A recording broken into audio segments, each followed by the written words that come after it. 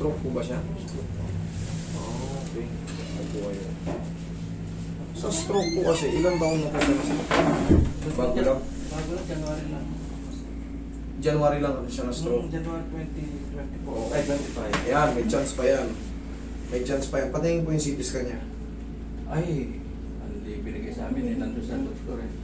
Pero nung pinakita sa amin doon sa kanya, dito mayroon blood. Pumutok, may blood clot malaki. Manid naman daw. Ganito po kasi yan.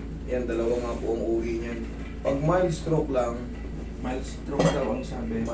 pagka yung parang kakayanin ng gamot, makaka-recover po yan. Pero pag malaki, hindi kayang tunawin ng gamot, kahit anong therapy po natin dyan, may matitira po. Kumbaga, makakabalik yung lakas niya, pero kakayanin niya maglakad mag-isa. Pero, alam niyo na yung pangkaraniwan sa stroke, parang tumitigas yung paa. Ganun po. Tapos yung, Ito, hindi ka naman ganun ba? Hindi naman siya ganun. bakit po man naglalakad siya pag gano'n-gano'n? Kwan kasi siya, yung problema niya yung mata. Ang malabo. Ah, Isa- okay. yung- Meron yung din isa- po yung problema sa mata. Yung isang mata niya bulag. Tapos yung isang mata niya, malabo, ganyan lang kalayo yung kanyang tignan. Naapektuhan kasi daw nung na-stroke. Kasi dati nang malabo yung mata niya, may mga kilangkol siya. Eh, ginagamot siya ng opta. Tapos, yun nga, nung na-stroke siya, lalong apektuhan yung mata niya, lalong lumabo. Yun ang ganyang kwan. Ngayon po, tingnan ko, close open nga kayo. Bitawan niyo muna yan. Okay. Okay. Ganun yung mga paa niyo. Sige. Angat niyo lang. Angat niyo lang. Higa nga kayo, mami. May titignan na ako. Para mas natin, mas ma-check natin kung talagang... Kasi pagka ganyan, ibig sabihin very mild lang pag nakakasabay. Oo. Very mild lang yun, madali lang yun. Kumbaga, makaka-recover pa siya. Ang Sige, ikaw na. ang nangyari, Master, January 20 na stroke siya, naulit-ulit ng 24. Dalawang beses siya na-stroke. Oo. Kasi Pero kailangan kwan ko siya, yung files nyo eh. Kwan siya, kwan lang naman. Tapos, ibig sabihin, in-outpatient lang siya. Hindi siya na-admit. Angat nyo to, mami. Okay, thank you. Kabila. Okay, very good. Dalawa sabay. Okay, very good. Ano to? Kahit pa paano, maganda kalalabasan ito. Makaka-recover to. Kasi, hindi talaga siya napuruhan. Ang napuruhan, ito na, mabilis ito, ang bagal. Ano? Bali, right po yung kwan? Ano po? Hindi pa. Oo, hindi bago pa eh. January, February, March. Hanggang 6 months ang duration yan. Kaya ngayon, kailangan, honestly speaking, PT ang mag-handle sa kanya. PT. Ano nyo na, gastusan nyo na ng PT within 6 months. After 6 months. Unti-unti makikita nyo makaka-recover. Itong kasing sa akin, ang maaalis ko dyan, kasi sa akin, one shot ano to eh. Hindi talaga yung...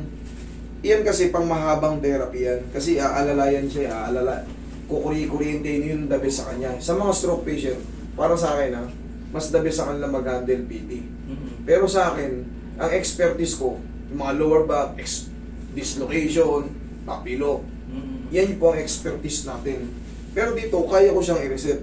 Pero, yan yan, nakikita naman natin, malaki yung kumbaga, hindi siya talaga napuruhan. Oo. Kaya kong i-determine yan kung Sabi kasi nung kung napuruhan. nung- Kasi, sa test ko pa lang, ibig sabihin, very light lang. Kaya ng medication to. Tapos, kaya nung pala, akala ko kasi, nanginginig. Yung pala malabo mata ni mami, hindi makahakbang na maayos. Hindi Siyempre, maayos yun.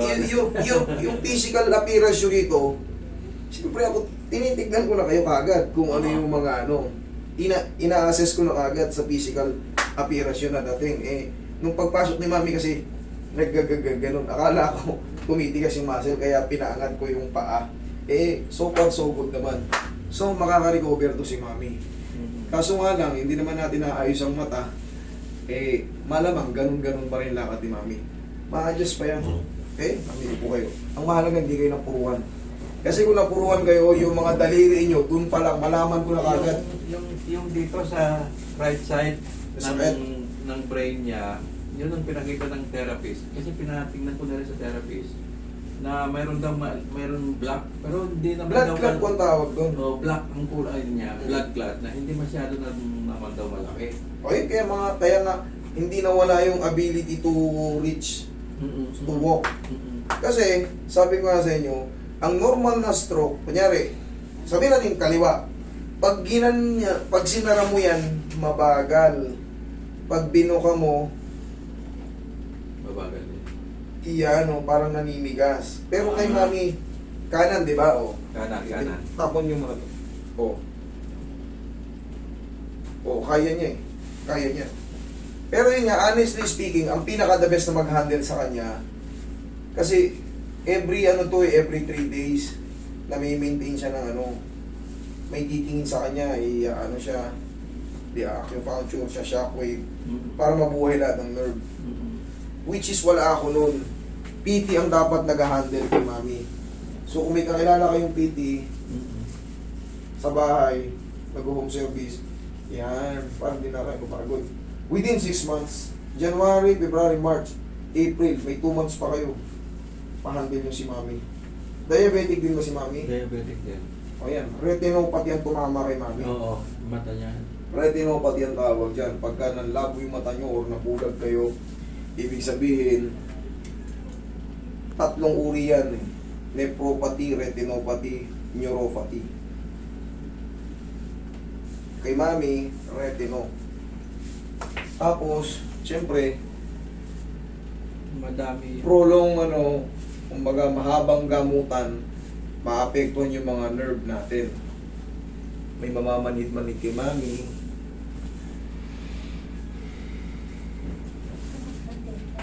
Kung kaliwa, masakit yan. Tingnan natin. Frozen shoulder.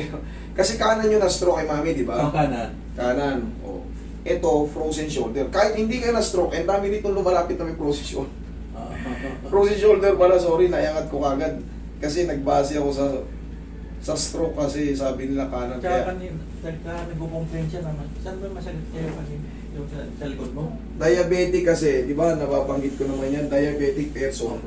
Sabi nga ng doktor, 90% sa diabetic person, bibisitahin kayo ng frozen shoulder. Okay? Pero kaya naman natin to, relax lang.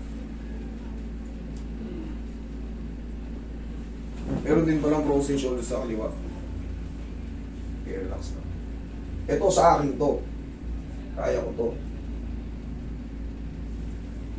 Okay, yan lang muna. Pero sa stroke, honestly, sa PT kayo magpa-handle. Sila ang expertise nila yan. Tsaka yan sila, meron silang mga gamit. Oo. Para mabuhay lahat ng nerve mo, isa-shockwave kayo. Kukuryente-kuryentehin kayo. Yan. Sa akin, mas maganda kuryente o acupuncture? Design po, may yun, may yung acupuncture, doon ipakakapit yung Doon ikakapit ng kuryente? Parang lang naman yun eh. Parang hindi naman talagang totaling kuryente. Oo. Ano lang yun? Kikilitin ka. Oo, yun. Doon ipapakapit yung kuryente sa sa acupuncture. Yun ang pinaka-the-best sa kanila. Para mabuhay lahat ng mga, kung di ba yung iba nakikita mo na may stroke talagang lupay-pay. Pero ito, dinis ko si mami, assessment ko. First 3 days Lupay-pay siya. First 3 days lang siya talagang kuhan. Lupay. Yung kanang kamay niya, nakaganon lang oh. Pero sa tulong ng medication, nagsiself-heal. Nagsiself-heal. Oo. After 3 days. Kaya nga na sinabi ko sa inyo, hanggang 6 months yan, payakap na kayo sa mga therapies. Pero pagka kayo ay lumagpas ng 3 months, ay 6 months, opinion ko lang po ito kasi nakukuha ko lang din doon sa mga research. Sana huwag kayong magalit sa akin. Sa mga na-stroke, kailangan bago mag 6 months, ipa-therapy nyo na para malaman nyo kung ano yung marirecover nyo. Pag lumampas na kayo ng 6 months at nag-therapy na kayo, may natira, parang ano na po siya, parang kumbaga permanent na siya. Higa kang patay. Magiging ganun na yung kilos, ano? Yan isang taon na kayo gumaganyan. Kahit nga sa US pa may kakilala kong nabiyak na hindi dito, kalahati na yung ulo. Tinanggal yung blood, ganun pa rin. Nilagyan ng robotic dito, ganun pa rin. So, kailangan within 6 months, kung ano yung ma-recover, mabalik na, yun na yung tagilid ka, mami. Yun. Opo, Ang dami kong pasyenteng galing abroad nakikita nyo naman. Oo. Pero yung iba, syempre, hindi nabibidyo. Syempre, hindi ko naman yan, kumbaga, pakibasin niya, kung ayaw niyo magpabidyo, okay lang. Huwag lang yung nagpabidyo kayo, tapos, isang linggo lumipas, masaya pa-delete yung video. Diba? Kasi meron pong ang tinatawag na yan. Kumbaga may kontrata kami sa sa Facebook, sa YouTube, meron kaming diyan. Pare kaming magkaroon ng violation. Relax lang. January yata, Master, nandito kami nung kami nagpunta. Kabilang side. Kabilang sa'yo. Bali, pangalawa namin to. Ano pong sakit ni Ma? Frozen shoulder nun, at saka yung kanyang mga legs. Hindi nawawala yung mga sakit niya.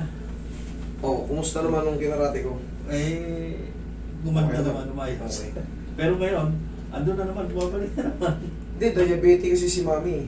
Ah, ganon? Normal yung magkakaroon kayo ng mga sudden muscle pain. Oo. Pagka kayo ay diabetic, pag lumalapot na yung dugo nyo, siyempre, ang tagal nyo nakaupo na ganyan. Mamaya pag tayo nyo, masakit na yung dito. That's normal. Pero kung ang sagot kasi dyan, kailangan consistent papawis. Yun ang sagot. Pero si Mami hindi pa bulag nun, di ba? Hindi. Hindi pa. Kaya lang tumaas yung niya eh. Pag diabetic, yun nga, retinopathy ang tumama kay Mami. Ilang buwan, nakarang taon ba kayo pumunta o no? Parang Tiyaya. hindi, itong 20 Tiyaya taon. po. Nakarang taon? Oo. Okay. Nakita na pala tayo before eh. Nakita na- Pero, hindi ganito yung kalagayan ni Mami noon. Hindi ganito. Wala akong nakitang bulag na nun. Nung, wala akong matandaan na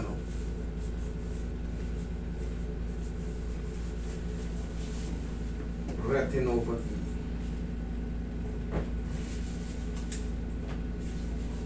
Pero mahirap din naman yung neuropathy. Mahirap din yung nephropathy. Pare-parehas mahirap yun. Relax na. Masakit daw pag hinahawakan? Dyan. Okay. Sige, relax na. Okay. Sige, Mami, tapa kayo. Kaya niyo tumapa? Kaya naman. Sige, dahan-dahan lang. Para ma-adjust lahat ng joint nyo. Ayan, sige. Okay. Yan. Update ko kayo konti, Mami. Para sa mga situation dito. Konti lang. Yeah, shoot nyo yung mukha nyo dyan. Sige. Sige po. Sige, gilid nyo yung kamay nyo, Mami. Dahan-dahan lang. Yan. Yan, para ma-adjust yung frozen shoulder nyo. Yan nga, pagka-diabetic tayo, sabi nga ng doktor, makarami ang tatamaan sa inyo niya. 90%, 10% lang makakatakas pag diabetic. Relax na. O kahit pa paano, dito, kung lumapit kayo, na-explain natin na adjust naman, nabibigyan ng solusyon. Yung kaliwang paa mo ba may ang palaging nararamdaman na sakit?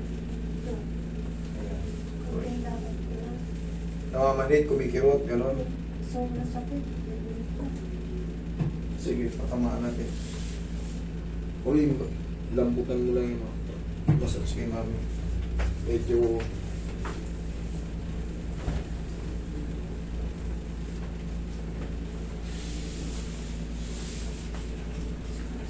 Kimya. Irrelevant po yun sa akin. Oo. Kumbaga hindi ko talaga kaya yun. Oo. Ang ginagawa ko, yung sinasabi, i-repair kita ron o kaya i-discuss ko kung ano yung natutunan ko sa kanya. Para hindi nasisira yung lumalapit dito. Kahit pa paano may makukuha info or ganun pala dapat. Pero kung kaya na nga natin, kunyari nalulumpo-lumpo kayo, mga Marian, dito kayo sa akin. Pero pag siyempre, alam nyo na yung kasakit na cancer, may gamot na yan, wala na kayong dapat ikatakot. Okay? frozen shoulder, yan. Okay rito. Pero magbaon kayo 10 kilo lakas sa loob kasi halos talaga lahat ng may frozen shoulder. Yan, kaya prone yung mga diabetic sa bigla ang paglala. Kaya, mami. Kaya yung mga diabetic person, within 2 weeks, consistent yung pain nyo sa balikat, pa-check nyo na. Para hindi tayo maabot sa super frozen, para kakayanin nyo. Okay? Taas ko ba? Wala Hindi. pa pong ano na. Lalagyan natin ang una. Sige, taas niyo po ito. Okay po. Yan. Sige po, baba. Sige. Yan, nag-isot siya yung kamay. Hindi namin talagang nilalagyan ng unad, pansamantala. Ang magiging una nyo, itong kamay ko. Kasi traction ko kayo. Sige, hinga muna kayo ng maayos para Relax lang. para makarecover sa pagkatapa. Kasi naiipit yung breathing nila pag nakatapa.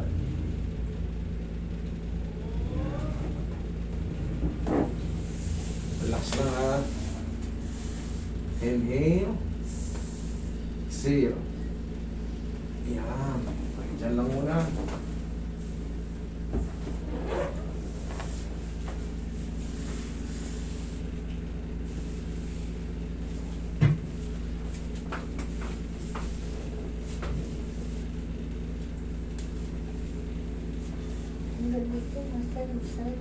Yan, sige, patamaan natin.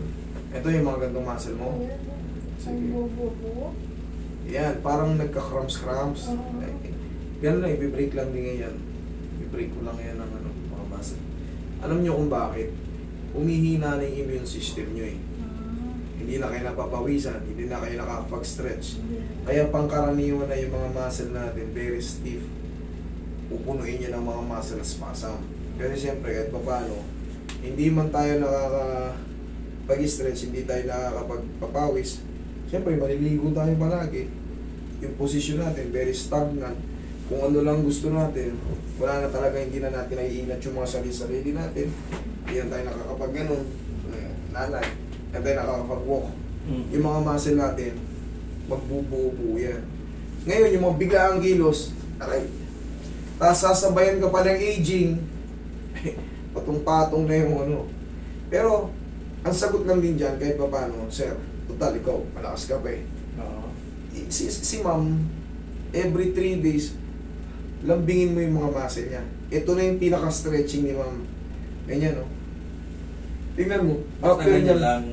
after niyang mamassage, tsaka habang minamassage siya, gumiginhawa siya. Gumiginhawa siya. Pansinin mo ngayon doon. Gumiginhawa siya. Yung mga muscle na ano, yung mga stiff. Pero huwag yung diinan. Meron Huwag yung bang diinan. kwan yan, sir? Meron po bang Yes po.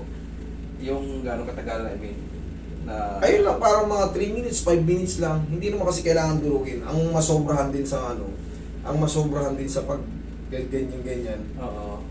Tapos, syempre, pag may edad ka, malalamog ka. Ayun. Pero kung mga binatilyo ka, mga basketball ka ng basketball, Everyday po ba yun? yes po, ano ba? Everyday?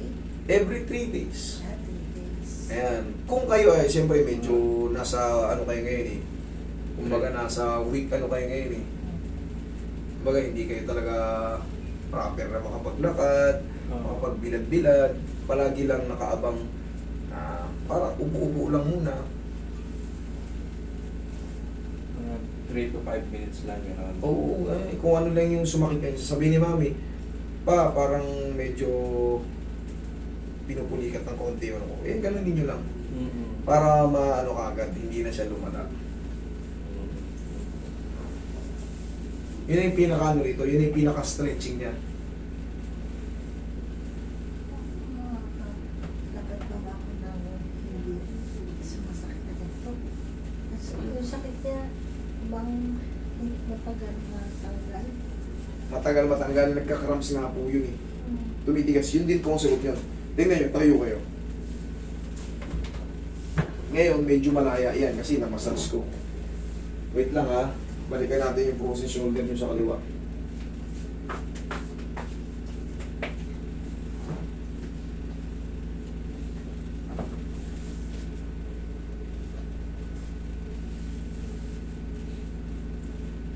Pag-jacket si mami, parehas kayo magbilad kayo sa araw. Sa umaga hanggang ano. Nang naka-jacket? Oo, kasi mas Para mabilis kayo pawisan. Ayun. Para lumabas yung mga tinitake nyong gamot. Yung mga residue nun, lumabas yung mga... Oo. Doon tayo madidetox eh. Yung mga papawis natin. Para lumabas yung mga residue ng kinain natin, mga mantika.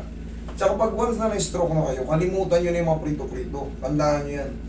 Kalimutan nyo na yung prito-prito, adobo. Kaya nga ako na-stroke eh. Nag-wakas, no? For 7 months.